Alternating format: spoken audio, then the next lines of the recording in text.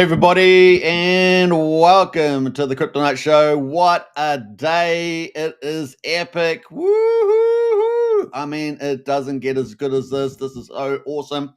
Uh, going to be one of the greatest modern days in US history. This day of the beautiful Big Bill. I cannot tell you how incredible this day is. So we're going to break it all down, and hope you guys enjoy the show. It's going to be pretty epic. Getting into all of this good news today, and it bodes well for the future. Particularly, of course, what we care about the most is, I guess the crypto pumping and altcoin season coming with the old banana curve. Don't forget to share the show on X. Just take a second to repost. It really does help a lot. And if you're on any other influencer channels in the Pulse Chain crypto community, don't remember to post as well. It really does help pump your own bags. So get out there, folks. We've got Valiant in the house there. Greetings. It's a beautiful day in the neighborhood. Let's go. And I love the fireworks and the rockets, Valiant. That is very, very true. And looking awesome, right? Looking awesome, awesome, awesome. I don't know. It's probably such a good day. We should probably get a haircut day. I'm overdue for a haircut, as you guys can tell. But yeah, let's get into it, folks. It's going to be a lot of fun without further ado. So get into the chat there, make it lively, and talk about how awesome this is today. So yeah, the one big beautiful bill is being passed in the House. We're going to talk about that in depth. And of course, we're going to talk about God being honored, and that's a big deal. I'm going to talk about that as well. And the golden age of America, the blessings will flow. It's going to be incredible, incredible, incredible. So we're going to break it all down today. So, all right. So without further ado, let's get into it and start off the show, shall we? Start off the show. There we go. We've got Infinite Me. That's not quite Infinite Me, but there we go. We're going to get into it. The big, beautiful bill. That is the topic of today's show. And it doesn't get much better than this, honestly. This is huge. And of course, we're coming up to the 4th of July, are we not? It's the 4th of July here in New Zealand. Of course, New Zealand doesn't celebrate 4th of July specifically because it's not our country's celebration, but the foundation of America, 250 years coming up. I think it's day 249, but it's the 250th year, isn't it? So the celebrations will begin. Pretty epic for that. So exciting times for the United States. So pretty awesome. And let's get into some of the cool stuff that we're coming up. We're going to get into the stock market first of all. And then we're going to break it down, as we go. So the stock market there, S&P 500 and the NASDAQ close at records on job data. So really bullish news coming in there as well. And the video market cap nears $4 trillion. Can you believe it? $4 trillion on the video. We've got the Dow Jones at the moment up 0.77%. Interesting number, that one. Up 344 points to 44,828. So we're not getting too far away from all-time high, are we? So let's go 5 years on that. Look at the Dow Jones. Yeah, are we already pushing the all-time high there? 44. Yeah, I forgot what the number was. 44.9. Yeah, we're pretty close. We're pretty close to it. My goodness. And then S&P 500 already is at all-time highs. Yet we're already pushing higher, and that is up 0.8%, 52 points to 6,279. And the Nasdaq there up 1%, 207 points to 20,600, and that's at a new all-time high as well. So the Dow Jones is pretty much the last one to go from my count, and it is very, very close to do it. Less than 100 points by my count there, so that is huge. What else we got to say? Let's go to the 1 yearly, and let's have a quick look at the Dow Jones on that. I'm just trying to get the exact high there, 45. Yeah, so maybe 200 points. 200 points to go to break in the Dow. We've already broken the record for S&P 500 and NASDAQ, and the Dow is next, right? And so, yeah, big numbers expected moving forward. We know that Mike Lee was expecting 6,600 for the S&P 500, but I don't know. I just feel like everything's going to blow to the upside. Obviously, we've got the midterms next year.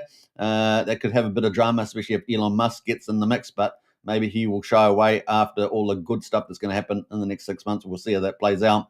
The US dollar is at 96.67. And remember, it was 108 when Trump came in, only 5.5, 6 months ago. So that's kind of the play. Looking at commodities, $67.10 on West Texas crude oil, $68.83 on Brent oil per barrel.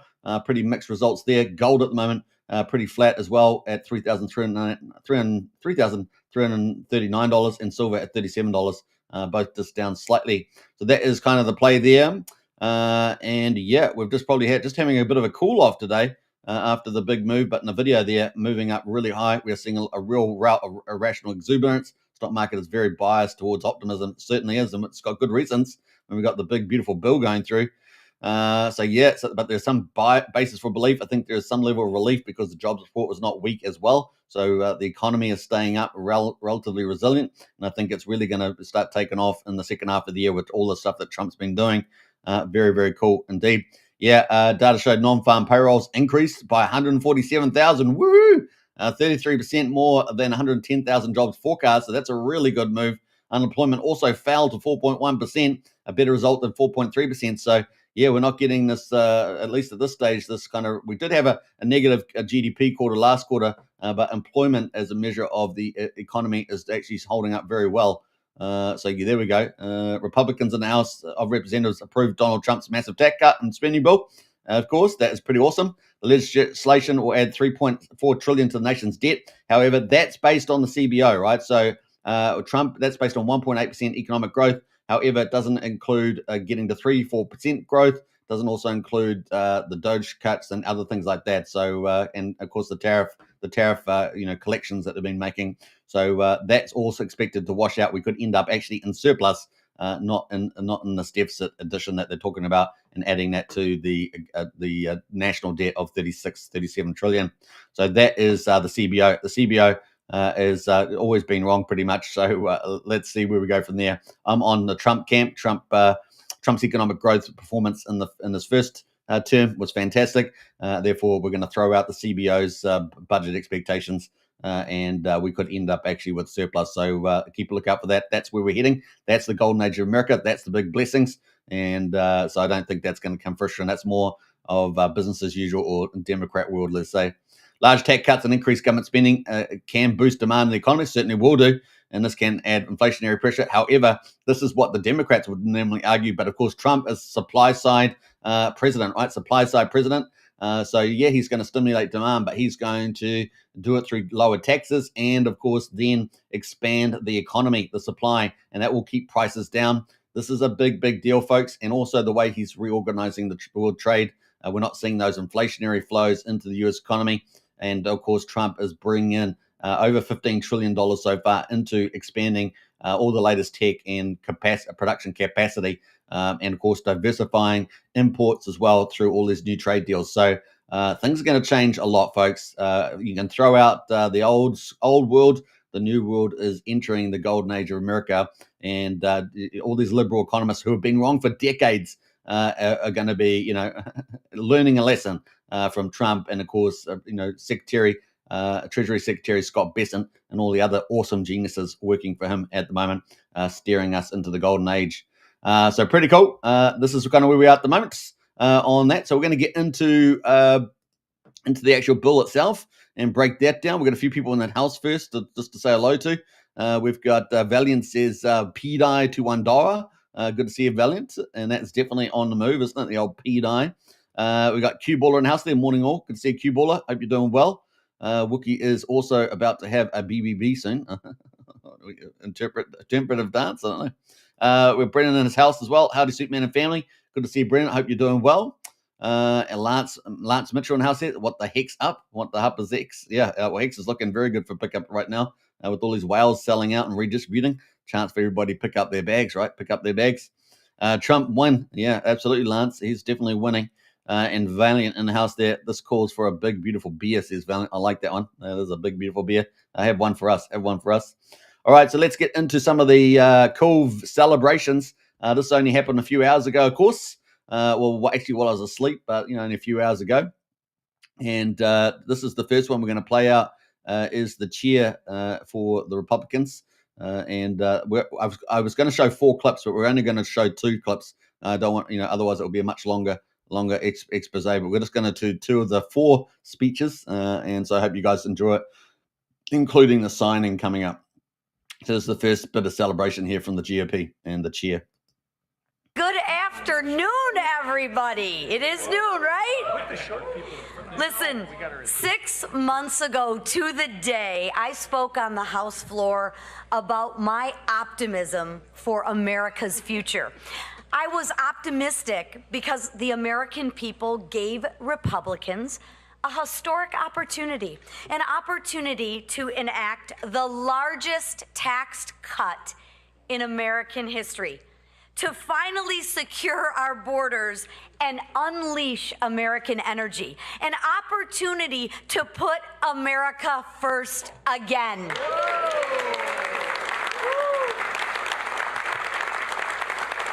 Well, I am proud to say, House Republicans, we delivered. And thanks to the work of the House Republican Conference and our president, President Donald J. Trump, Americans have certainty. They will keep more money in their pockets and have. This is the key part, right? Americans are going to keep more money in their pockets. So we're moving away from socialism and communism and the darkness that brings with the Democrats. We're moving towards people being able to have their own free will, their own choices, deciding where the U.S. economy going and having more in their pocket. So very, very cool move there.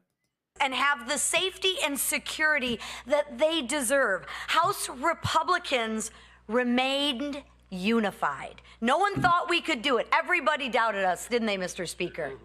So this is very important. So, you know, the Republicans control the House, the Senate, and of course the presidency. And not only that, but GOP has always had a problem with what they call uni-party members, right? These party people have always betrayed the Republicans. They're really basically Democrats in disguise. A lot of them are progressives and globalists type of thinkers. And now we have a party that's actually not only do they control all the executive branch, they basically also and the legislative branch, but they control the obviously the dominance with the judiciary as well. But they actually are unified as a party to actually get these things over the line. Only just, but they did it. So really exciting times. And of course, this is ushered in, Trump winning again with the biggest piece of legislation moving forward for the golden age of America and economic growth. So it's going to be pretty amazing. Right? They doubted us, but here we are again. Mr. Whip, what are we, 6-0? Yeah, nobody in this room doubted us. No, nobody here doubted us. But we are unified. We delivered on our promises to the American people. No taxes on tip, no taxes on overtime, tax relief to seniors, enhanced child care tax credits, elimination of the death tax, more ICE agents. We're finishing the border wall and funding the Golden Dome. And So Americans are going to be safer, they're going to be richer, and they're going to enjoy it. It's going to be such a good jubilance. You can see how jubilant the GOP are here. That's going to flow out to the American people, as it already has. Trump's already rising in the polls. Everything that Trump's doing is already making America way, way better. We're moving back to common sense on social policies. Is very exciting times indeed.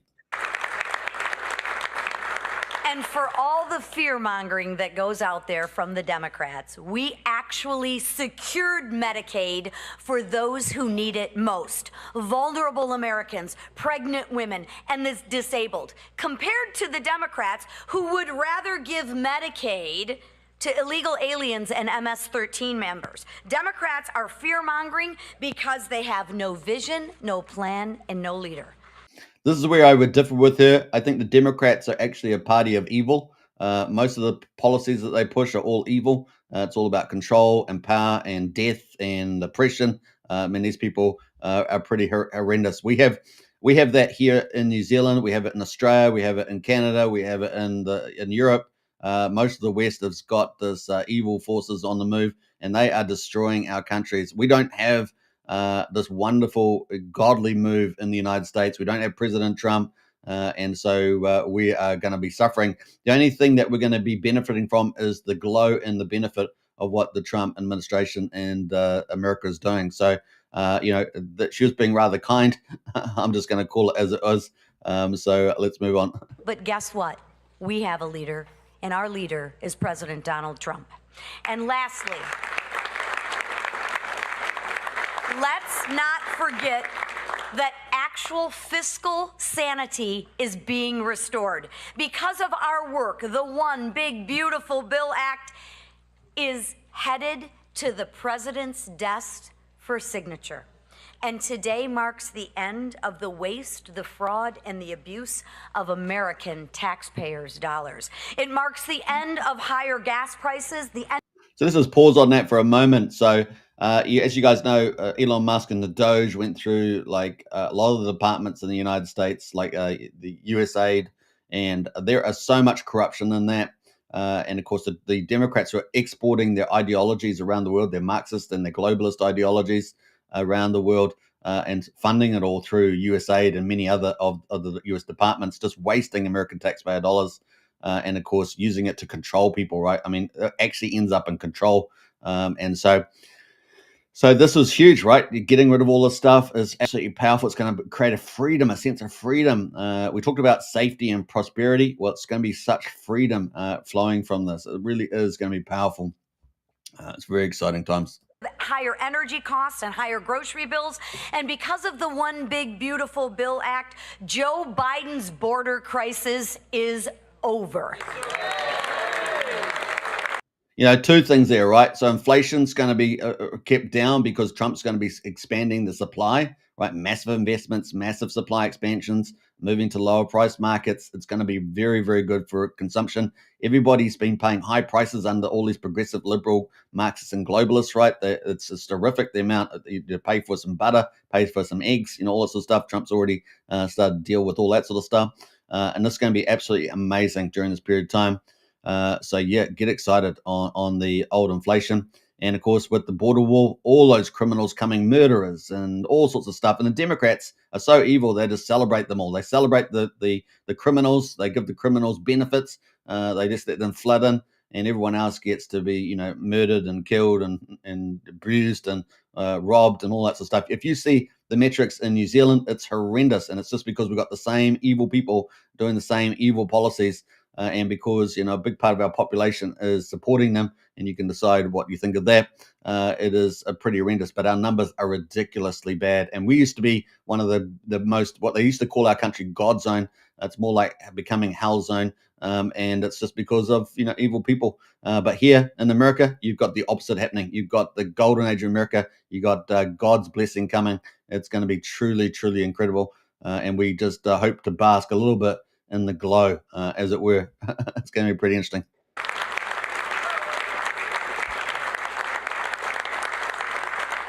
Listen, I applaud my colleagues who worked tirelessly. I don't think the speaker and the whip and the leader have slept in days, but they've worked tirelessly to ensure that we actually delivered on our promises. And I thank President Trump for his leadership in getting this bill across the finish line. Without his leadership, none of this would have been possible. His vision, none of this would have been possible. But today, we passed actual transformational legislation that will impact every family. Tomorrow, we celebrate our nation's independence, and we set out to spread the message of this historic achievement. But today, ladies and gentlemen, we are going to celebrate. So just really a great excitement. This is a massive, massive piece of legislation that's heading to President Trump's desk. It is going to be profound. It's got something like 85% or a lot of the promises that Trump made.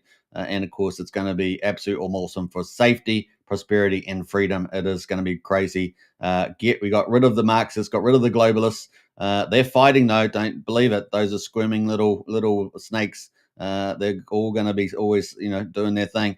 But man, it is a good day today. A good day. And of course, with the the 249th celebration, entering into the 250th year of America, it's going to be pretty amazing. So with the Independence Day, pretty awesome. So let's get into the next bit. We're going to check out the speaker. And this is our second part here. And of course, this also includes the signing of the big bill in the House. So very, very exciting here. Let's get into that. And I will tell you, all the leaders I've served. As before we do that, let's get into a couple of comments, shall we? Let's break it up with a little couple of comments in here. Let's see who else has jumped in here. Valent's got the thumbs up there, looking good. We got Lance in the house. So good to see you, Lance. Big shout out. Beers all around, it seems, in the chat there. Gloria says, clamp down. Yeah, it's going to be truly glorious. Johnson and Trump tag team victory to get this over the finish line. Impressive. Yeah, it really is been impressive. And man, it was a lot of hard work there. And Dems are cooked. Yeah, the Dems are cooked. And in fact, the Dems are even going more left, aren't they? Going even more radical. And so some of the cities, it's going to be in trouble. But let's see what happens there. A lot of the globalist agenda was being funded from the US. It was, yeah. And Trump is putting an end to that. So the whole world will benefit. Absolutely valiant. The other thing, of course, is there were a lot of kickbacks. So we should suspect that we will see some of those people be prosecuted if they can prove kickbacks on that. So that's probably something we're probably going to see entering the end of this year, maybe next year. Obviously, it takes a little time to put those cases together. Pam Bondi onto that, no doubt. Send them back, and Dems can join them too. Yes, says Clampdown. Yeah. Over the border, yeah. All right, so that's kind of the play there. Let's play the second part, of course, with the Speaker of the House, Mike Johnson there. Massive victory. And, of course, this is the fourth speaker. I've cut out the other two in the middle just for brevity more than anything. And I will tell you, all the leaders I've served with, I don't think there's one that held this group together. Complicated majority, narrow majority, narrowest we've ever had. We were down to 2-vote majority at the beginning of this process. And Speaker Mike Johnson never one day wavered on his commitment. Donald Trump absolutely was our closer, and Donald Trump never stopped. Every day was there in the fight. Who do I need to call? What do I need to do? No president more directly engaged. And believe me, tomorrow at the White House, you're going to see a proud president who's ready to deliver on his promise to the American people. But this bill wouldn't be heading over to the White House tonight without the incredible yeoman's unwavering support of Speaker of the House, my dear friend, Mike Johnson, our leader.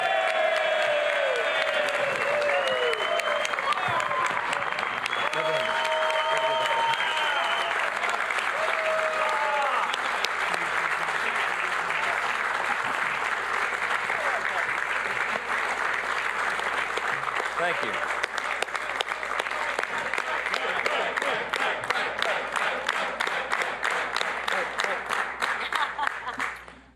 This is the vote tally card. We're going to frame this one, okay? 218, 214.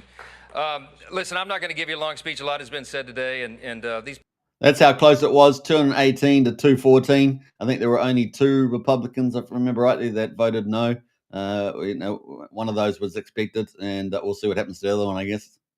A lot has been said today, and these people are exhausted. A couple of us quite literally haven't slept in 2 days, so I'm a danger to myself and others right now. I'm not going to speak off the cuff. I'll just say this. I mean, many of you have asked me this question in the hall over the last couple of days.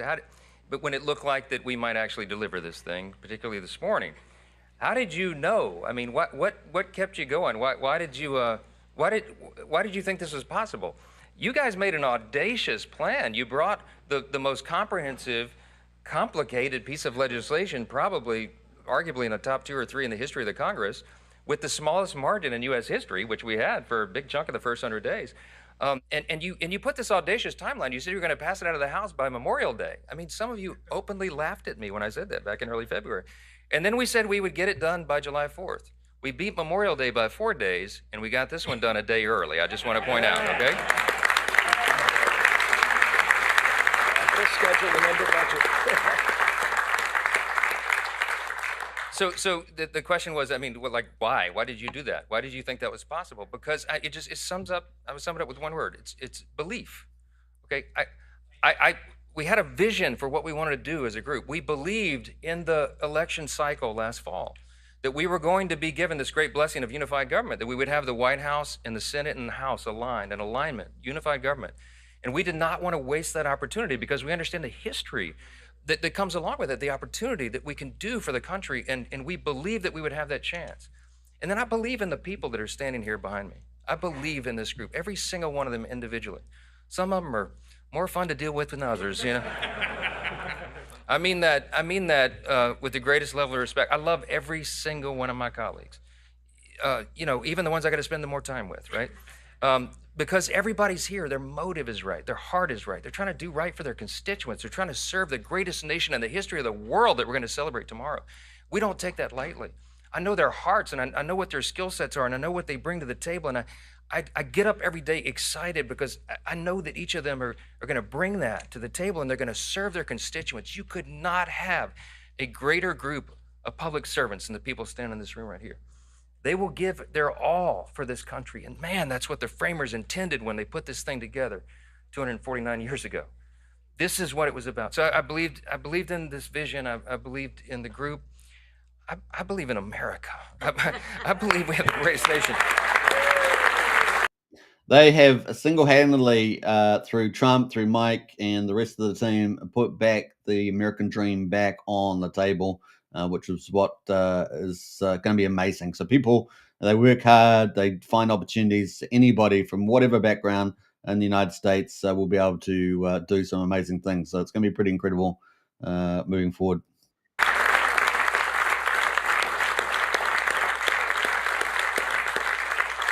I'm going to say this very simply, and everybody here would articulate it in their own way. We had a tough 4 years before this last election cycle. America we're in deep trouble. And we knew that if we won, and we believed we would, we knew that if we got unified government, we'd have to quite literally fix every area of public policy. Everything was an absolute disaster under the Biden-Harris radical, woke, progressive Democrat regime. And we took the best effort that we could in one big, beautiful bill to fix as much of it as we could. And I am so grateful to God that we got that done as we did. Now, this is very important. So grateful for God. Now, we have godless people run our country, and they are wrecking it. You wouldn't believe the things they're doing. It is just terrific. We saw that with the Democrats and giving, like I said in the title of the video, God being honored. This is profoundly good. The world is full of good versus evil, and it is wonderful to see God put back where God belongs, and the blessings that will flow in the golden age of America are going to be incredible. I think we've already seen many of that flow through so far, where President Trump getting saved by the assassination's bullet by a thin of a hair, and God is looking out. God is intervening here. It is a wonderful time to be back. So very, very exciting. Because of the dedication, yeah.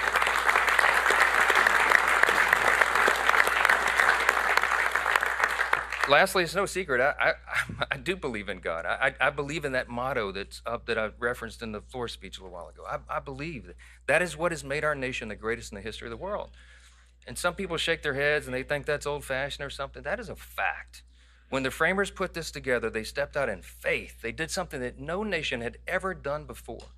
The great statesman, philosopher G.K. Chesterton of Great Britain said, America is the only nation in the world that was founded upon a creed.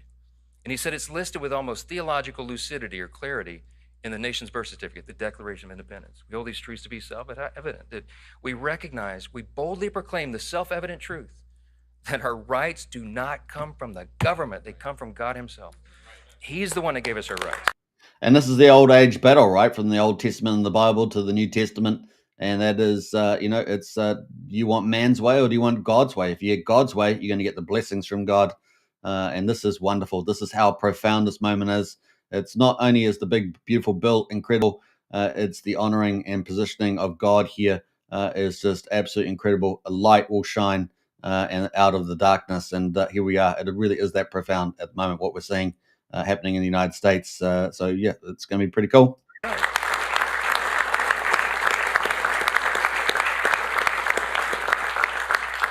Abraham Lincoln said in the Gettysburg Address, we are dedicated to this proposition, to one nation, under God. A government of the people, by the people, for the people shall not perish from the earth. This is an experiment. It's only 249 years, y'all. That's not a long span of time in human history. It's just a blip on the whole scale of human history. It is up to us to save it. It's up to the duly elected representatives of the people to come here and represent. And it's up to every single one of us, of the people, by the people, for the people, all of us. So you got to be engaged, and we got to pass this along to the next generation. Reagan reminded us, freedom's not inherited in the bloodstream. It's got to be protected. It's got to be fought for. It's got to be taught to the next generation so that they will have the same liberty, opportunity, and security that we have all known and too often take it for granted. So I just want to say, we're going to get to the main event here. We're about to sign this bill and get it over to the White House, okay?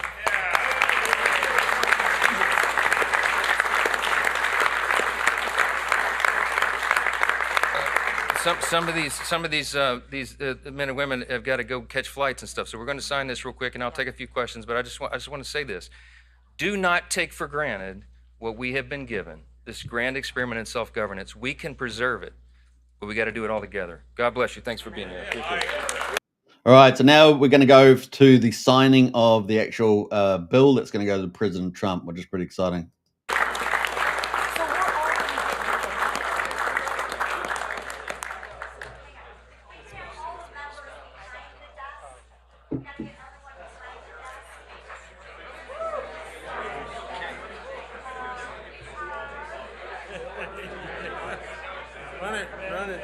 Run it. I want to be the runner. That's the coolest. Zach,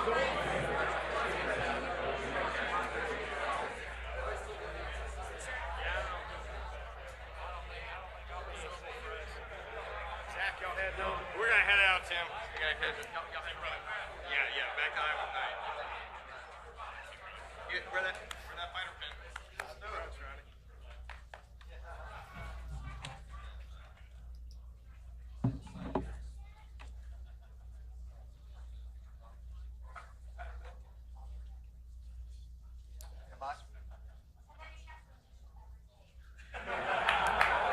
All right.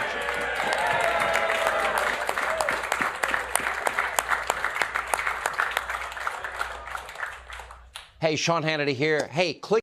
All right, so an incredible scene there of the signing, absolutely amazing, and just huge for America. That bill is going to be crazy. It's going to contribute to Trump and, of course, the golden age of America, and, of course, economic growth. So the economic growth is going to deal with the deficits. So, the CBO predictions are going to end up being wrong. And, of course, Trump's going to deliver economic growth, I think, up in that 3-4% mark. It's going to be pretty exciting to see that. So it may be even higher. It could even be higher. We will see. We'll see just how high it will go. And, of course, that will bring in more tax revenue, deal with the federal deficit. They're trying to get the interest rates lower, push that down as well, and also the Doge cuts to squeeze out the costs. They're also trying to shift the public sector, shrink it, and shift it over into the private sector. So these are some of the key things they're doing on that front. On the total government debt, or people's debt of 37 trillion. If they can get into surplus, they'll be able to pay those down just from an income point of view. But they're also going to be looking at asset strategies to pay that down as well. That's something we're going to keep a lookout for moving forward. Obviously, with the trade deals coming up as well, they're going to be dealing with that. That's coming up next, right after President Trump signs this, 4th of July. Then we've got the tax deals being done from the 9th of July. And we've already heard a little bit about Vietnam deal being done, and India being positive as well. A few challenges with Japan, but we're expecting more things to happen there. And we're not expecting an extension. We're expecting a letter to be signed by Trump to most of the countries, probably up to 175 countries. If you haven't got a specialized trade deal, you haven't negotiated one, then you're probably going to get a letter saying this is your price to access the United States in the golden age of America. So that's kind of where we're heading now. It's going to be pretty interesting. So, what else do we have? We've got a couple of comments before we get into the little next article here, as you can see. Valiant now says, now, if we can fix our election system for the midterms, the winning will have no end. And they are definitely working on that. But you're quite right. The Democrats will be up their little tricks in the states that they run. They'll be, the more they get backed in a corner, the worse they'll become, right? That's pretty much it. They'll stoop to even lower lows. Normally, probably the biggest thing they've got is the deep state access, and Trump's trying to shrink that, but they've still got a lot of also process, right? Slow things down, do things in name only, right? We see a lot of universities trying to do that with their woke ideology, right? Just keep the same ideology policies but change the language, tricks like that, right? This is the sort of things that you're up against.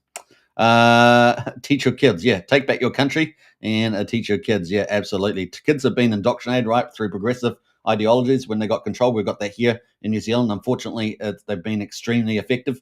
First through liberalism, entering into the late 90s with the start of the Friends TV show. That's kind of when it really started flourishing in, and then moving into the progressive era in the 2010s, right? So that's kind of where we've seen this develop. Of course, kids only have a base; they don't have the baseline that we have, right? We have the baseline of we know what was good. They grow up in what is bad, and they get indoctrinated with all the crazy Marxist, socialist, globalist ideologies to hate their countries, hate themselves, all that other stuff.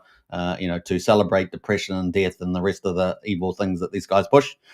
So it's just the way it goes. But today in America, this is the light has been shone. It's going to be pretty exciting moving forward. You got to get excited about that. Sandy Beach in the house there. Love the beaching. Hello, Superman, everybody. Good to see Sandy in the house. Big shout out to her. All right. So yeah, we've got obviously no crypto wins in particular for Trump's big bill, but we know we've got tons of crypto policy going through. We've had the Genesis Act, the Stables Act. We've got that going through for stable coins. We know stable coins going to be a mega theme in crypto. It's also going to be a mega theme for the United States as well, particularly maybe around treasuries with the stable coin boom, right? So that's a big deal. We know that there's more crypto policy coming out. We already had the Bitcoin strategic reserve and the altcoin stockpile. So we have all that, right? We know that on the Bitcoin, they've got budget neutral strategies to try and pick up more Bitcoin. I think they're going to do a lot of other policies in that space as well. We've obviously got the altcoin. They can do a lot of stuff with building the altcoin stockpile. We know that Trump's family around the Liberty Finance and all the other different things that they're doing is all going to be building up a big crypto empire similar to Michael Saylor's strategy, things like that. We know that the corporates are all coming in, even companies like GameStop. And so, yeah, lots of people coming. All the US states are clamoring, or at least a good amount of them are clamoring to get, some of their funds that they can push into Bitcoin. So, there's lots of cool things coming from liquidity. Now, of course, with the tax bill, we got more money in people's pockets. That means more people can go and invest. And if they can get interest rates down, that means people take more risk on, right? So they can also borrow more. They have more in their pocket, and therefore they can go and buy more, right? And we also see that the M2 monetary supply, that's mostly the liquid circulating supply, is at record levels. The US economy is holding up quite resilient, and we're moving into the Trump age of America with the supply side economics and also spurring on demand side. So we're going to be expanding big time. It is going to be truly, truly glorious as moved in. And there's so many good fundamentals. So we're going to get more. We know we're getting more crypto stuff in September, October. So keep a lookout for that too. And that's all going to help, it's head us in the right direction as we move forward. I think there's about 7 or 8 major crypto policies out there that are floating around. So we'll keep a lookout on that. So yeah, that's where we are. And so, yeah, we may not get anything specific, but we know there's massive liquidity boost coming in and maybe risk on for crypto as we move forward here in the golden age of America. That's going to bring us into the crypto line. So should we go full screen for this? I think I've been going full screen. Oh, we'll leave it like this at the moment, shall we? I kind of got used to going big screen, so we'll just go big screen on this. So yeah, we've got current market cap at the moment. Let me zoom in on this a little bit. Is 3.463 trillion. You can see at the top there, we're down 2.9%, but that's over 17,572 coins. Bitcoin at the moment is at 109,600. It did touch 110,000 last night before the signing. And it is currently just down a little bit from that, but it is still up 0.6% for the 24-hour period. And then we've got Ethereum at the moment up 0.9% at 2,588. We've got XRP up 1.2% at $2.26. Number 5 is BNB. It's up 0.5% at $662. Solana is down 0.3%, $152. And what do we got there? Tron number 8 up 0.5%, 28.7 cents. Dogecoin number 9 up 2.3% at 17.2 cents, and then you got Lido sitting there as well. I will mention that ADA is having a good day, up 2.7% there, but still a little bit below, almost $2 billion below Lido there to be able to take number 10 spot back, right? So we'll see how that gets on. Best performer over the last 24 hours has been Doge up 2.3%, number 9. And then over the last week, the best performer has been Solana up 9.3%. So that's the best performer there, not followed pretty closely by Doge and then Ethereum up set around in the 7% mark. So that's our top 10 over the last 24 hours and a week. Over the last top 100 over the last week, we can see that Pudgy Penguins is the first, up 83% on Pudgy Penguins, and it's sitting at number 92 now. So it's had a really great run. We've got Fartcoin, another meme coin. So there's a couple of meme coins. What have we seen recently? Seen a lot of the AI trading coins. We've seen some of the blockchains moving on different days, and we also see these meme coins are starting to move as well. So a few little blues clues for where we're heading with altcoin season. We got Bonk there up 26.1%. So yeah, meme coins crushing it today. And those are sitting at number 81, 83, and 92 in the rankings. And then we have Jupiter up 16.5% and SuChain there up 16% there as well. So both of those making a bit of a move, sitting at 15 and 79 respectively. So those are our top 5. But you can see just below that, we've got Virtuals Protocol, we've got Arbitrum, we've got Quant, we've got Hyperliquid. So we're getting these sort of AI market coins as well as blockchains, right, are on the move. So meme coins, blockchains, AI sort of market makers or market decentralized markets and stuff like that is on the move, or centralized markets. So we're all getting that on the move there at the moment. Now let's have a look at top gainers. We've got Bedrock up 60% in the top 1,000. Thara there up 31.7%, and Nobody Sausage, which I think was there yesterday, up 30% as well. So we'll have a quick look at Bedrock. This is kind of a new thing that we've been doing for the last couple of weeks. As you see, this has only been around since 20th of March this year.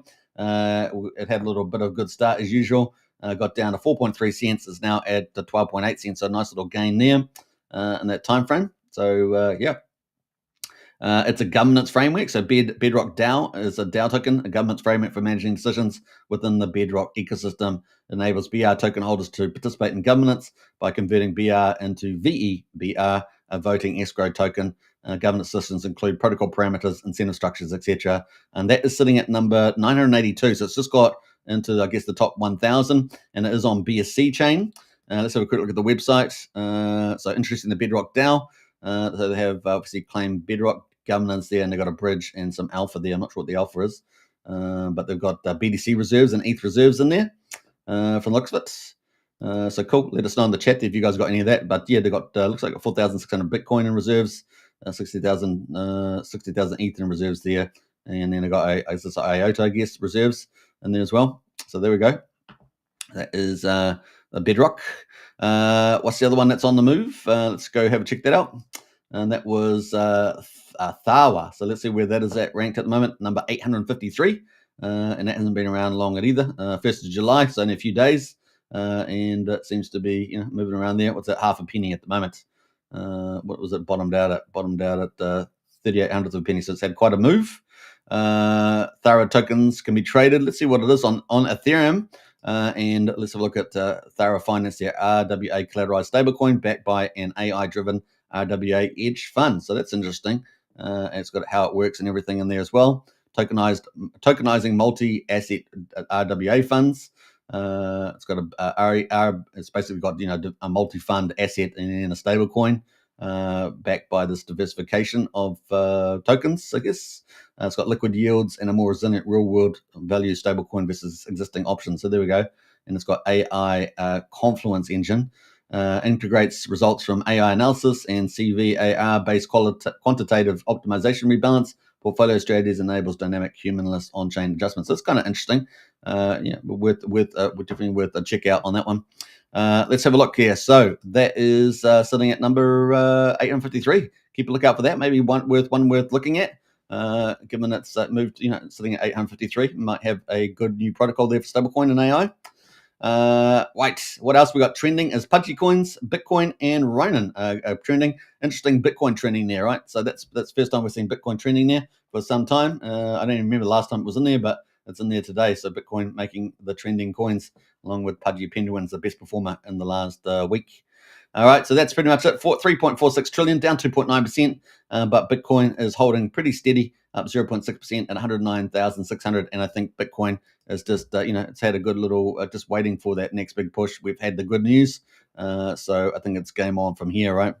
Hex Freedom in the house there. What do you think of PDI, Superman? Well, PDI is doing its thing, right? So the market talks, and PDI walks.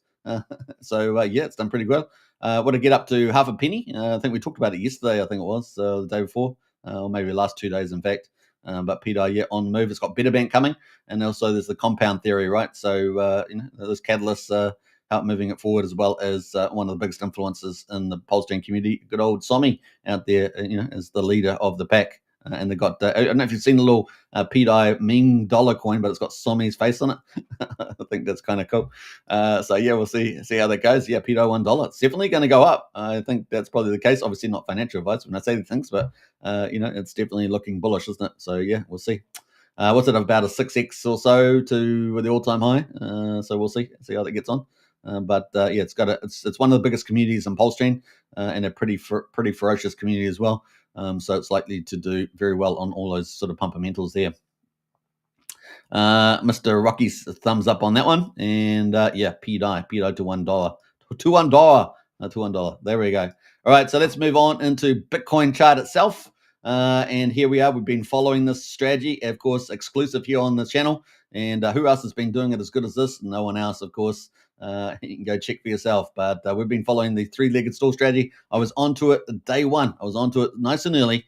And here we are, and it's been playing out pretty well. Now, timing's always difficult, right? Because you hear certain things, and then the problem is that we know that Trump's certainly playing things so that he gets the best bang for his buck as well, with what's within his control, right? The big Pax bull he definitely had a super strong influence over it, but of course you just never know whether you're going to get some unusual outcomes. Although I did feel very, very confident about where it was going to be, and we got there, 218 votes over 214.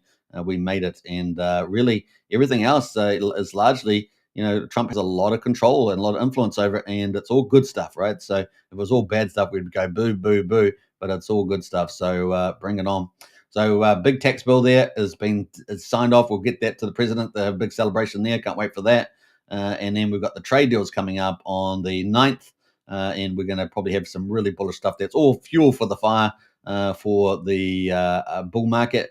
And yeah, the Trump golden age of America really has begun, right? Really has begun. So yeah, Trump's had to do, we had this volatility, but Trump's had to fix up a lot of problems from the Democrats. I mean, they screwed up everything. It was just horrific with some of the stuff they did. So, it's just a price we've had to pay for, and therefore it's delayed, the big altcoin rally a bit moving in here. But we're still expecting, September into the new year to be very bullish indeed, right? So we've got the trade deals here in July. Then we've got a bit of a gap. We're going to have to, hopefully they're going to, string these along a little bit so that we fill in the news here. And then we've got coming up, we've got the Chinese tariffs, but there's pretty much the deal's been done on that, so I'm not expecting too much to happen there in mid-August. Of course, let me come back here actually. Let me just put this in as well. What do we got here?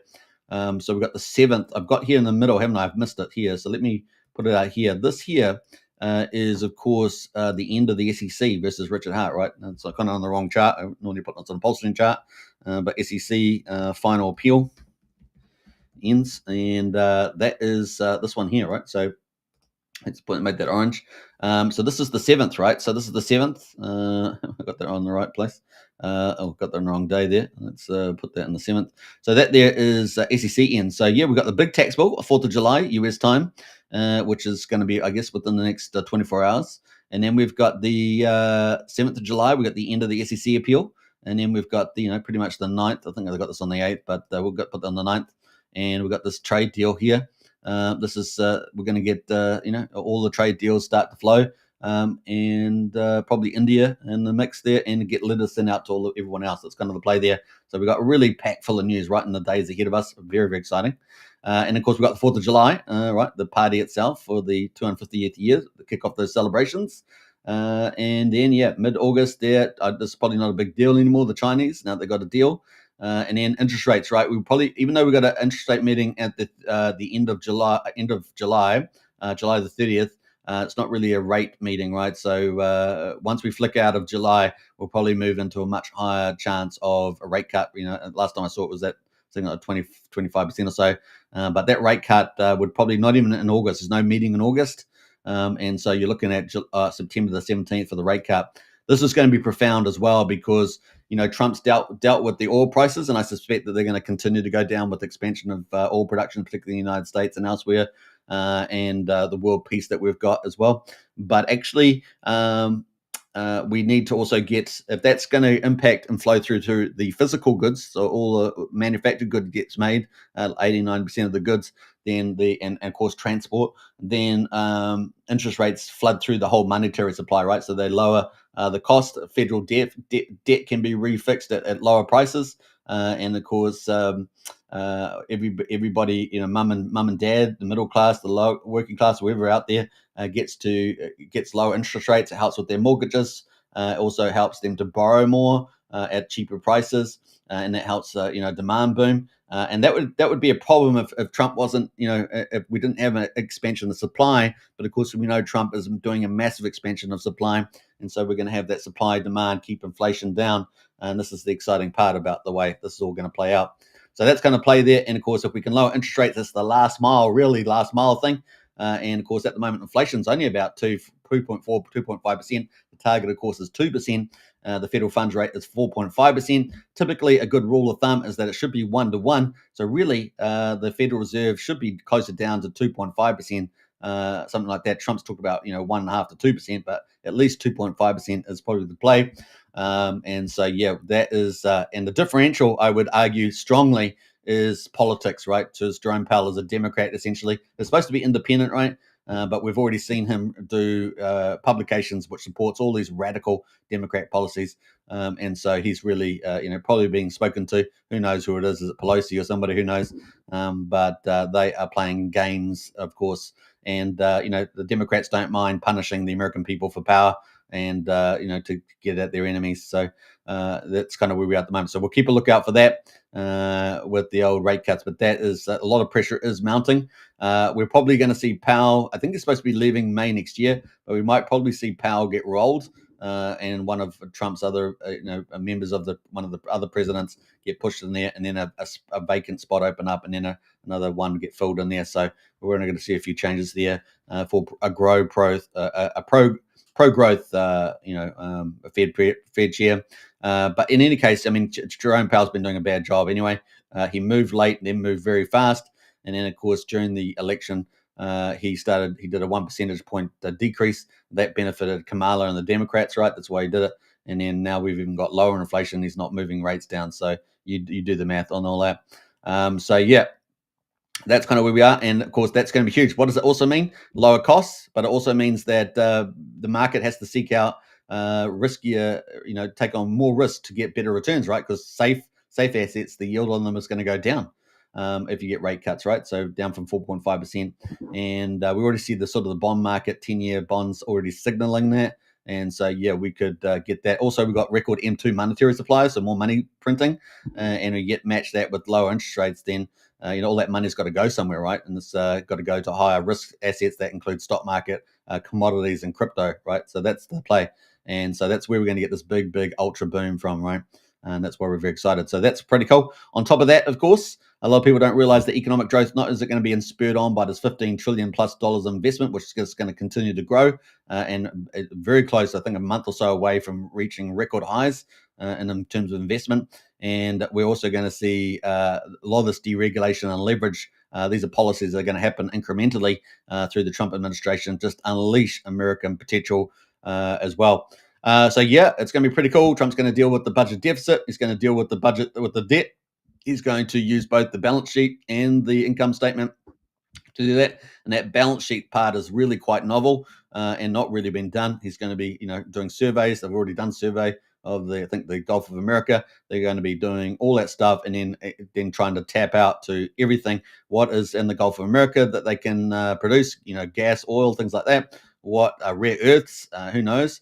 What can they get on the East Coast, the West Coast? What can they do below ground, above ground? They're going through the whole American balance sheet, and they're going to try and leverage that into massive potential. That's why I said, we could be hitting not only 3-4% growth, but maybe even by the end of Trump's presidency, 5-6% growth or more. Basically what China used to get back in the old day, subject to their accounting, and it could be huge. Not in addition to that, we may see things continue to move in Alaska with the big ANWR. Of course, that field's arguably could be as big, if not bigger, than Saudi Arabia, which is the biggest oil producer in the world. And then we also, there's still a lot of proving up to go there, but that's looking very good potential. And then we've also got obviously potential expansion of America, not just America, but what we call the Greater America, right? This could be including maybe Alberta succeeding their state in Canada, which would be a huge thing, right? Because that's where a lot of the oil and gas and other minerals are. And of course, it's very conservative, maybe 65, maybe even 7% conservative up there.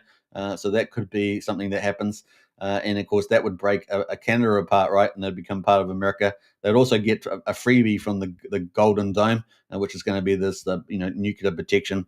Yeah, it's going to be pretty crazy. And then, of course, we've also got Greenland, right, in the mix as well, could become part of Greater America. And I think both of those parts would be quite happily integrated into America without causing too much cultural issues as well. It's who knows what else is on the board there. But yeah, by the time we get to the end of next year, 26, we've obviously got the midterms. The midterms are kind of the wild card there. Hopefully, we'll have cleaner elections, and we'll also see what happens with Elon Musk and his party that he may or may not decide to do. We'll see how it goes. So we will have a bit of drama there from that side of things. And then we've got Macy huge things landing. And maybe we'll have that Mars landing in early 27 if Elon Musk can keep his Starship program online or on the timeline, and that we could see Optimus robots landing on Mars by early 2027. The golden age of America would truly look incredible. Pretty exciting where we could be heading here. In terms of the bull market, though, we're looking at just this whole second half of the year is going to be glorious. It's going to be glorious. And Richard Hart will also be looking at those interest rate cuts there. And of course, we may get a gold mode candle at any time. We've obviously had some big whales selling on the chain. We'll see how that dissipates, and we'll get some maybe gold mode candles in the future. What do you say, Richard? Or is Richard here? I don't know. Richard, what do you reckon? We may get Richard Hart back at some stage. Let's see. I don't know. What do you guys reckon? Richard, do you reckon? Yeah, I think so. You could get a God candle at any moment. You could get a giant green candle. Pretty exciting at any stuff, moment, isn't it? Pretty exciting. It's easier to get them because it takes less economic energy because there's less of it for sale. There we go. I could get you could get a God candle at any moment. Good. You could get a giant green candle at any moment because it's easier to get them because it takes less economic energy because there's less of it for sale. Yep, and look, it's always possible. You never know. We may get it on the big tax bill. On the SEC final appeal. That's on the 7th, right? We may get it on the interest rate cut here in the 17th of September. And the 7th of September is a big month. A lot of people calling September for a big rally in altcoins. So we'll see how we get on. And of course, the 4-year cycle playing out also by the end of December, right? 26. So we'll keep a lookout for that, folks. It's going to be pretty interesting as we move forward. But that is where we're playing out, and so far so good, I think, for the most part. And look, we've currently got Bitcoin itself. We've got the 200-day at 95,000. We've got the 50-day at 104,790, and we're really just getting ready, I think, for the next push higher, right? Which will be up, in the 10, 120, 130 range, heading towards that 150, etc. as we move forward into the rest of the year. It's going to be truly glorious, I think. Now, let's have a look at Ethereum, because we know Ethereum is getting closer to the golden cross. So we'll have a quick look at that. And we're getting very close, guys. We are sitting, the 50 in yellow is the 50-day moving average at 2,446, and the 200-day is at 2,472. We've got, $26, something like that, $28 difference. So, $26 difference between there at the moment. So we're getting very close. And this Ethereum could re-rate very, very fast indeed.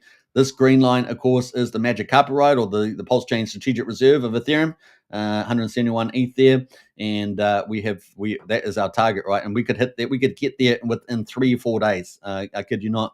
It's pretty exciting how fast we can get there. It would require 46% re-rate in the Ethereum price. That would get us back to 3,775. Now, definitely, we've got a good move that we could make to 2,900 before we do that push. But look, we've had it here before. Look at that move back here at lower prices, of course. But we had that within 3 days. We did 42% inside 3 days. So we could easily, get pretty close to that pulse chain strategic reserve. So from the strategic reserve, of course, we wouldn't expect anything really to happen with that on pulse chain until we get close to that, and that's just break even. Obviously, if you're thinking about Ethereum going to $10,000, for example, during the cycle or whatever you think it's going to go, then you're really not going to probably use too much of that as you go, right? Because you're going to be able to triple that, and then you got to kind of climb the top, or at least a DCA out of that, and if you're going to use that for buying potential. Of course, there's the theories around collateralization, not only with the Ethereum, but also with all the OA sacrifice coins and PulseX, etc. So there's lots of different things that could play out on that front, including, of course, potentially forking a wallet and other things like that Richard may have up his sleeve. So leverage and all that sort of stuff, lending platforms, so all that sort of things could go on there. We shall see where he heads there with that. All right, so, and of course, marketing is starting, right? Marketing with the big electronic devices and container ships. That's been something that Richard's started to move for. We've already seen him earlier in the year thin out the liquidity pools, so that could be pretty exciting. So we've got lots of cool things happening on the Ethereum chart, though. Could have this golden cross and a massive re-rate very, very quickly and get back on, get back on the pump ship for Pulse Chain, which leads us into, I guess, Pulse Chain, yeah? So that is pretty close. We're pretty close to it. And of course, their Pulse Chain. What day we got? We got day 784. Got a couple of comments in the chat there. Richard DM me and said we're still on, says Brennan. Nice one. I like that. We're almost there, guys, says Yellowtail. I like that too. Hey, Blair's in the house as well. Hi, good to see you, Blair. Valiant says Hyperloop still in play, says Valiant there. Indeed. Would agree with that. Last half of the year. Let's see. Yeah. And look, it's only the rave is paved in gold for the rest of the year, in my view. There's leaves really. I guess we're expecting some good. We've had non-stop peace deals geopolitically. Obviously, they've still got a few little issues out there, and it looks like we're getting some progress on the Ukraine-Russia issue.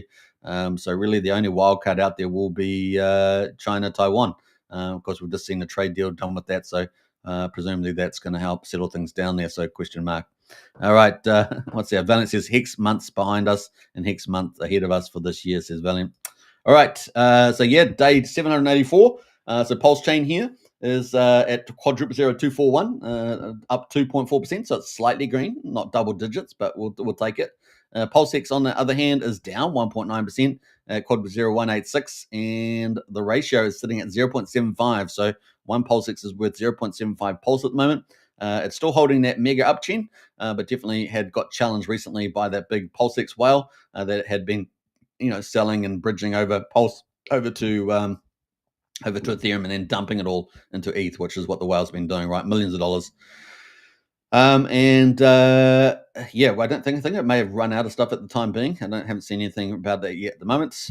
We got the total buy and burn is at 7.33%, so it's slowly creeping up even during these down times. Obviously, the buy and burn there, 7.33% of supply has been burned. Incentive token there is up 1%, $1.51. And Hex there is at 5,200 the penny, down 1.5%. EHEX at 1,700 the penny, holding yesterday's price pretty much. So only Pulse PHEX is down a little bit. The market's pretty flat at the moment. We always possibly move a day later. So maybe over the next 24 hours, we might see a bit of a run. And hopefully we'll have a green weekend rather than a red weekend on a Sunday. Of course, Sunday US time, when it's normally a lazy day, it's a Monday for us down under here. Maybe we might get a green weekend. We'll see. We've certainly got all the bullish news. Trump's going to have the big signing on the 4th of July. That's all bullish. So let's see if the market likes that on crypto over the weekend. And of course, we've got one more day left of the stock market for tomorrow's results, right? So we'll keep track on that as well. Not sure what economic news is out tomorrow because I haven't checked, but we'll see how that plays out. Everything's going pretty damn good right now. All right, so let's have a look at the gas prices. We've got 1.4 million beats, so 1 cent for a PulseX swap at the moment. And Valid is at the moment 50,455, pretty similar to yesterday, I think. I think it's pretty similar. And then the bridge, of course, which we've been closely tracking, is at 82.8 million. So I think we're at 82.2 yields at yesterday. So we're at, was that right? Yeah, and we're at 82.8. So I think we're up slightly there. Obviously, our die's gone up, hasn't it? Our die has gone up. I got a snapshot 2 days ago, didn't I? Let's go check that. what day was this? Yeah, 3rd, and what day we're on, the 4th. So actually, I did it yesterday. Then I did it yesterday. I thought I did it the day before. Yesterday, maybe that's weird. I thought it was, yeah. Anyway, it says yesterday on my snapshot here. So we're at 17.6 million DAI. We're now at 18 million. So we're up, 370,000 DAI approximately. So that's good news, guys. That's good news. ETH was 6745. We're now at 6890. Woohoo, guys! Everything's heading in the right direction. Woohoo! So we're at 17.3 now, at 17.8. So yeah, our DAI and ETH is coming back. That's worthy of celebration, guys. That's really good. USDC 12 was 14.25 million. We're now at 14.4 million. Woohoo! So all the main stables are all up. That is fantastic news. EHEX is down a little bit, of course, even though the price is showing that it's actually stable yesterday. But we've got Coast is the same, and our USDT is up about 29,000. So we've got a little bit of increase there, and Bitcoin's up about 18,000. So good news. Woohoo! I didn't even know that. I just did that live. We did it live. Our stables are all back up. We're in the ETH as well. That is great news, guys. That is great news indeed. So very, very good. And of course, as you guys know, exclusive to the Crypto Night Show, we have got the bridge update, right? So the bridge update, this is updated to about an hour and 10 minutes ago, and 20 minutes just before the midday on my time. But look at the bridge. Woohoo! So we're down massive, man. We're down at $4.7 million down. These are timestamp values. They're not dynamic prices, right? So just at every hour, there's got a timestamp value. So the prices changed between all this period, right? This is the last sort of 23 days, I think it is. So the 9th to the 3rd, actually. So it's the 3rd now, but I haven't updated that. The beginning of the 3rd, so not too much into it. Well, halfway through the 3rd, let's say. That's at about 23 days, let's say, all the way from when we started tracking. So, and unfortunately, we've only been in a downtrend largely since then. And of course, we had the Iran issue, right? This is all the Iran issue back here, where we started driving down and the big whales splashing. And we've had more whales, right? See, there's big whales, wicks down, despite having green candles. But look, over the last sort of 12 or so hours, we've had green candles, woohoo, and they've outdone the red candles. So we had more money coming in than going out, woohoo! And we see that across the board for DAI, USDC, everything is really looking good. Confidence, can we get this reversal right? We got the confidence from the big bill. Asset prices were really low. We had the whales go out. I think that whale may have finished.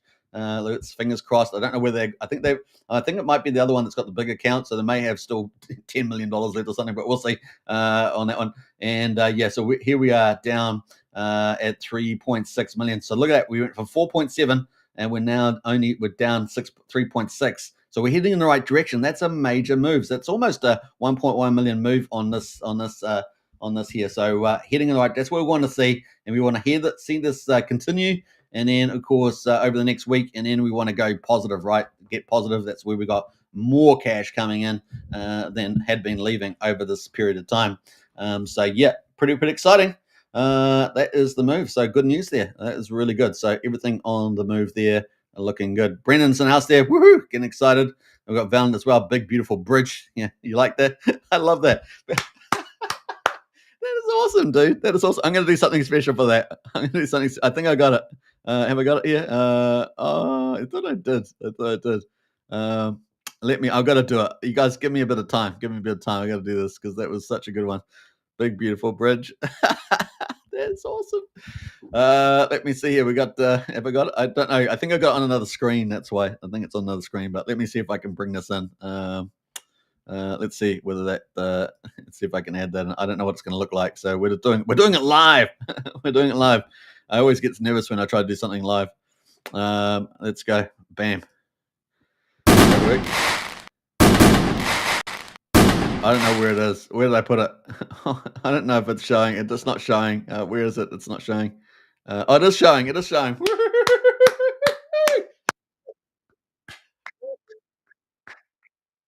Yeah. That's new, guys. That is so good. And a big shout out there to Valiant. I got to put some. Did you see the sound effects? Did you like that? That's something new to the Crypto Night Show, man. We are taking it next level. I got more stuff coming. But that is pretty cool. It's pretty exciting. Now I was going to play something else. Let me see here. Yeah, Magical Twinkle, that's deserving of that. So very, very cool. We're going to do it one more time because that was an awesome comment. The big, beautiful bridge. Let's do it one more time because that was so much fun. Let's go. Bam. All right, let's try that one more time. It was delayed on this side, on the studio side. Let's see if it comes up there on the channel. Not sure what's happening there, but we'll see.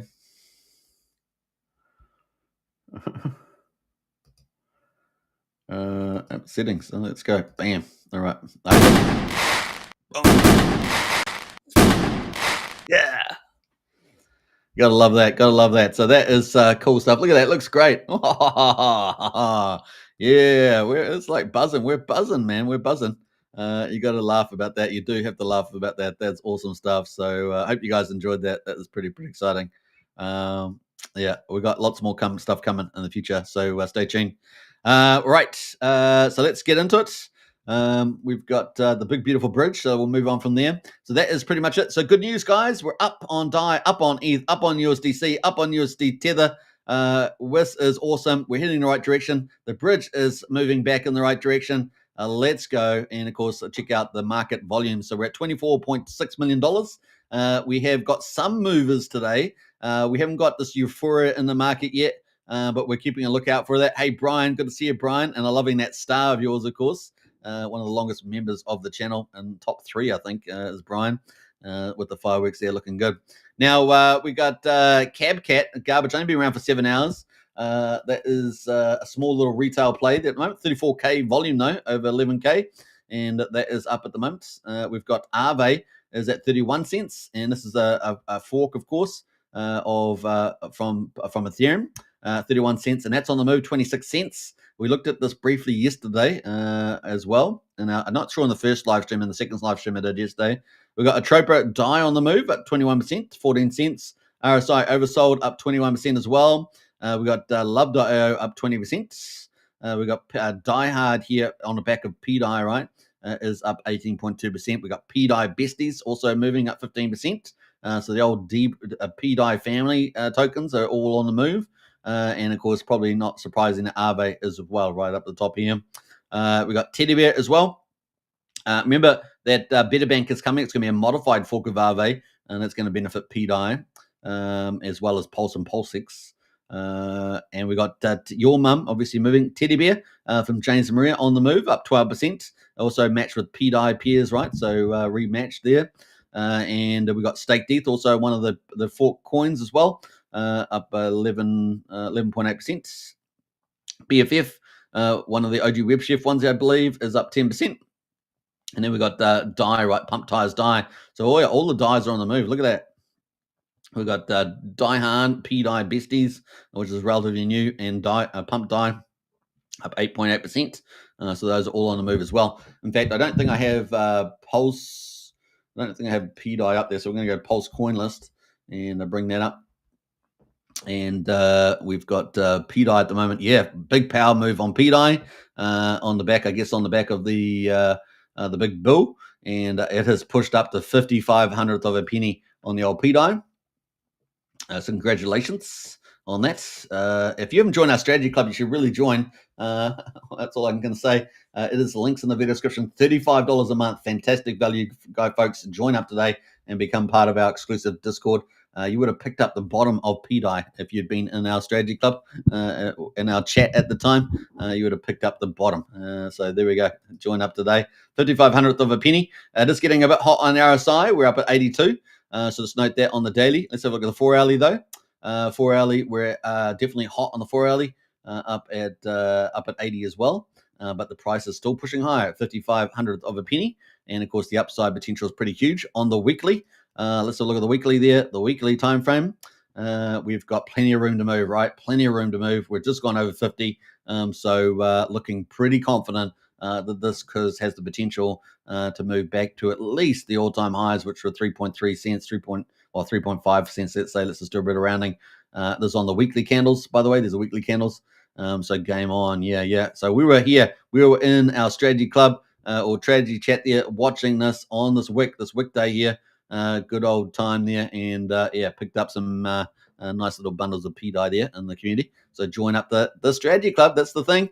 Get access to the top 10, get monthly reports, get regular updates, and have strategy discussions. We've pretty much witnessed everything on Pulse Chain. As you guys know, really the only large, significant streamer that does daily shows and have done so for 6 years, particularly since Pulse Chain's been launching. We've, in fact, I'm exclusively the only one that's covered all the project launches.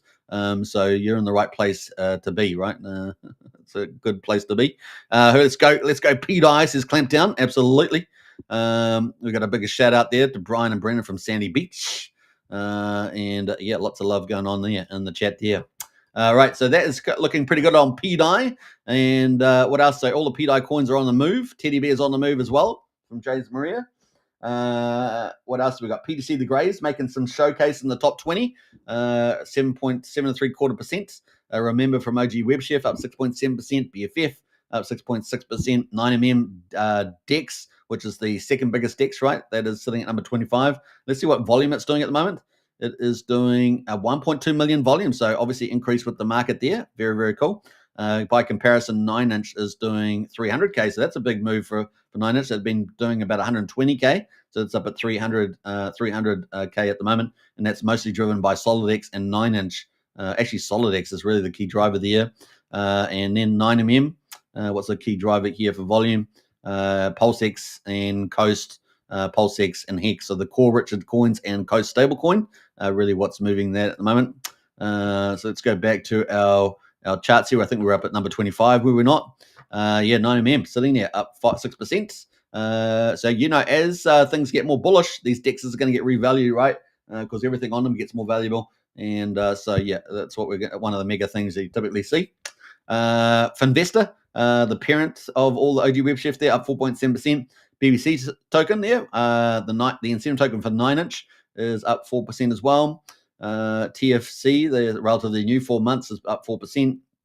UFO as well, paired with PDC, is up 4% also. So yeah, and of course, as you guys know, PDC is in my Magnificent Seven, right? Richard Hart 4 coins plus SolidX and a PDC and Soul token there from Sun Minimal. Most Wanted and Lady Gaga making in the top 35. They're both up about 3%. Firewall there related to SolidX is up 2.8%. We're still waiting for the news. I suggest to you the timing is going to be pretty important for that. Firewall will be looking for the right sentiment, no doubt, in the markets, and obviously waiting for that casino license. I don't know if he's got that yet, but it was definitely around this time that we were expecting for him to get that. So he announced that several months ago, and it was going to take a few months. So there we go.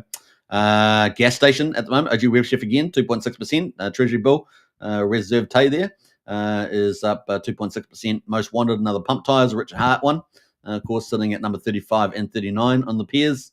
We got Pulse Puppy at number 41, up 1.8%. 9-inch, which has got BBC's all the way up here at number 28, but 9-inch is down here, the third biggest DEX, sitting at 1.85%. Now, I'm excluding the PH Universe ecosystem, which we haven't really covered for some time. That's got 4 different protocols, a fork of Aave, a fork of Balancer, etc. And we haven't talked about it, but sometime we should probably do that. They're getting a little neglected here because we're always doing Deck Screener. Number 43 is one of the Magnificent Seven, right? There's Sun Minimal sitting at 7.3 cents at the moment, up 1.8%. We did see some more corporate buying and burning. In fact, they're kind of the principal pusher of the price these days, given the fact that retail book has, we're still waiting for that rally on there again. And of course, all the upgrades to the wallet on Pulse on Sun Minimal, where the customers will start buying for a discount SOAR tokens, right? But we did see some buying, and we have seen a little bit of burning. In fact, I'm probably going to put that on Discord, but here's the last buy. This is the last corporate buy here. So that was 16 hours ago. That's about $11,000 a time. So they're pretty consistent with their pattern, and they did 11,000. That pushed the price from 7,200 at the time all the way up to 7,600 of a penny, or 70.6 cents, let's say.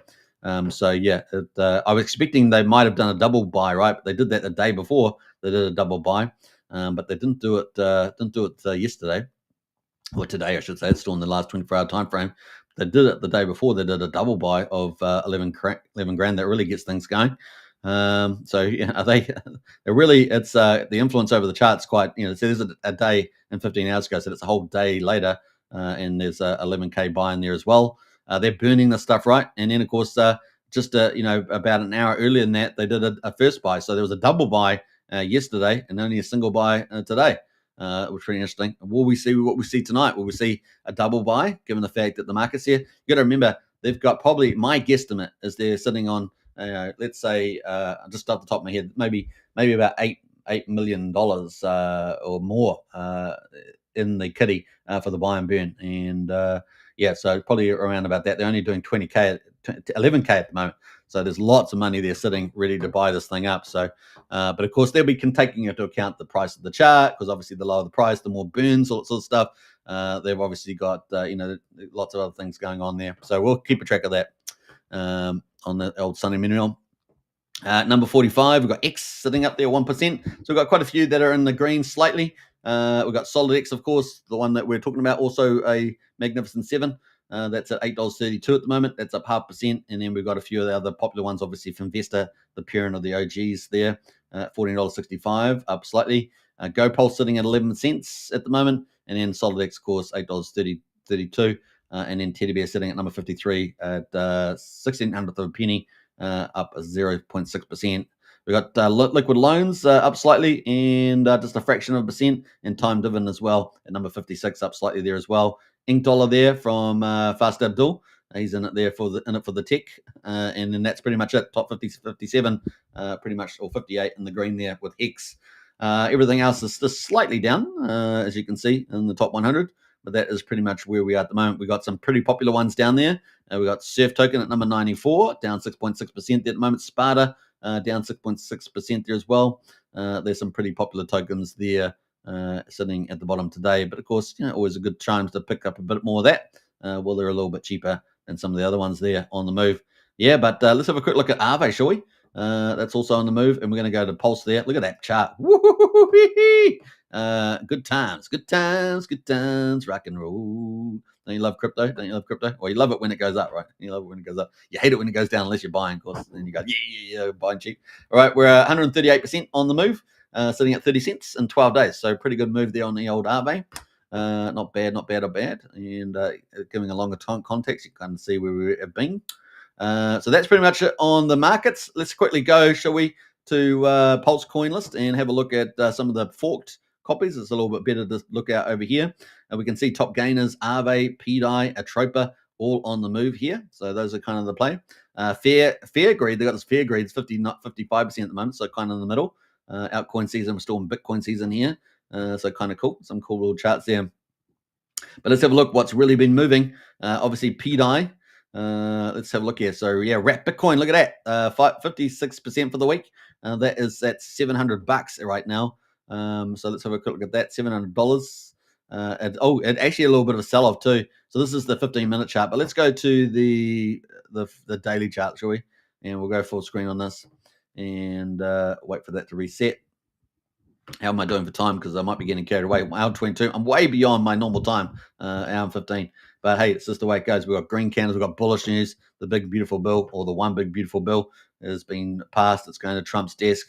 That's going to be bullish. So up 132% in 10 days. Looking like Aave chart, right, is the old Wrap Bitcoin. And yeah, I hope this gets included in the Better Bank modified Aave fork. I'm not sure if Nikki is watching, but we're going to try and get him on the show. But that is looking pretty good there on the old Wrap Bitcoin too. So some fork coins doing pretty well. Me love a fork of coins. So PDI there sitting just below 5,500th of a penny.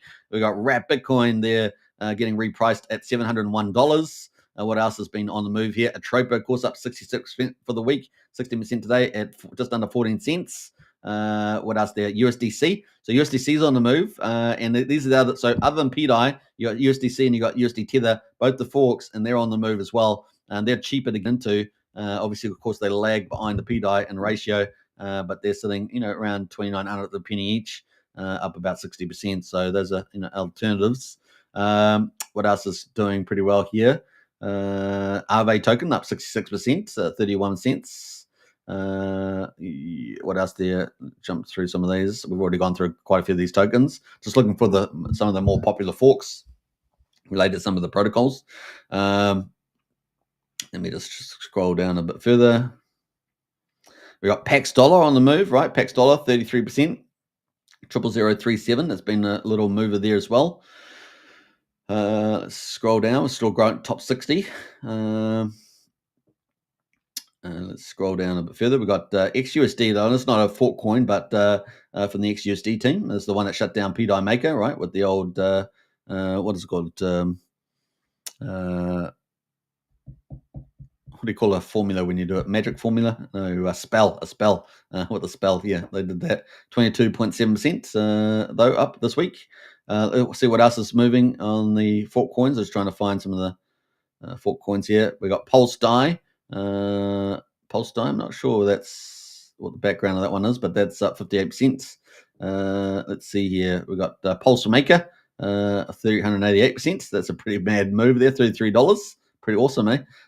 We got so some more forks one here. ETH up 70% for the week. So these are all on the move. The old Rocket Pool.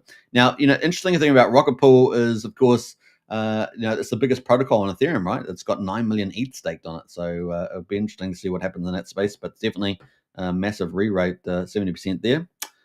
What else? We're scrolling down a few more here. Let's see, scrolling down. I had a little pause in my mind there. We've been talking about P-Coin.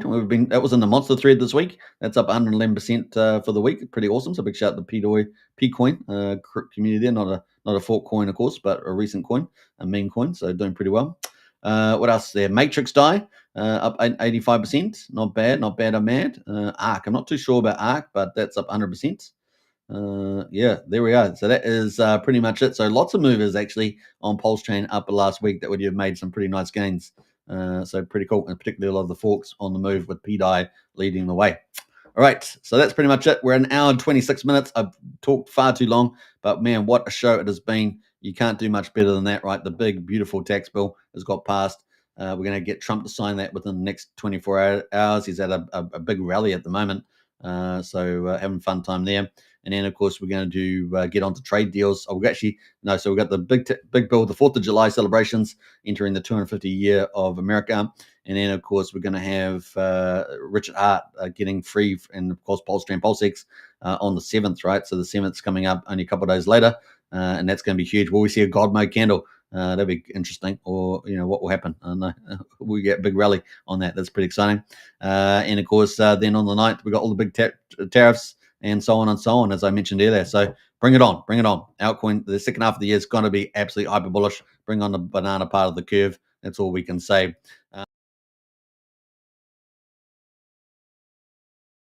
We're going to bring it into our final video. We'll leave it with Raoul Paul with his awesome video because I think the banana is getting pretty close to the altcoin season.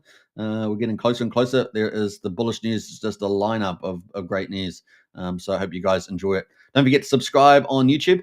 Smash the follow button on X. We're heading towards 1,000 followers. As you guys know, my other account, which was decent size, got pulled down for no good reason. So we're rebuilding. So your follow really helps a lot. And of course, if you want to join Strategy Club, links in the video description. Only $35 a month. You get the best of everything from the largest, probably the only relatively large streamer in the Pulse Chain community doing daily shows and have been doing for years. So join up today. All right. Should we play out the video? All right. Take care and enjoy the day. It's awesome.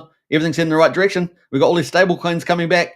It's going to be good. Bring it on. God mode candle on the 7th. Fingers crossed. All right. Take care. And I'll catch you guys in the next show.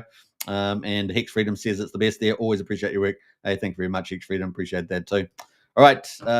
Let's play out the final video. Bye for now. Not a mystery. It is a repeat of the debt cycle. They are rolling the debts. They are doing the same thing. Each cycle is not to do with a halving cycle, nothing to do with any of that. It's all driven by liquidity cycle and funding of debts. Each phase, we get phase 1 of the banana zone, banana number 1. The corrective zone, banana number 2 comes. Another correction, banana number 3. So this is the banana zone. So that's what happened in 2020.